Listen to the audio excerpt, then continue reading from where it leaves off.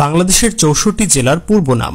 চট্টগ্রামের পূর্ব নাম ছিল ইসলামাবাদ, ব্রাহ্মণবাড়িয়া ত্রিপুরা, চাঁদপুর মহকুমা। নোয়াখালীর পূর্ব নাম ছিল ভুলুয়া, রাঙামাটি কাপাসমহল, রংপুর রঙ্গপুর, পিরোজপুর মহকুমা,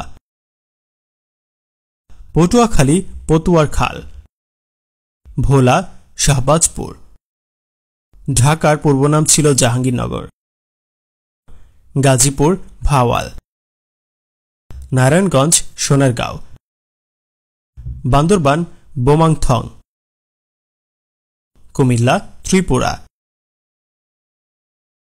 কক্সবাজার ফাল্কিং, নীলফামারী নীলখামার, লালমনিরহাট লালমনি, কুড়িগ্রাম কুড়িগঞ্জ। যশোরের পূর্ব নাম ছিল খিলাফাতবাদ, বাগেরহাট খলিফাবাদ, চুয়াডাঙ্গা চুঙ্গডাঙ্গা, টাঙ্গাইল আটিয়া, কিশোরগঞ্জ জঙ্গলবাড়ি,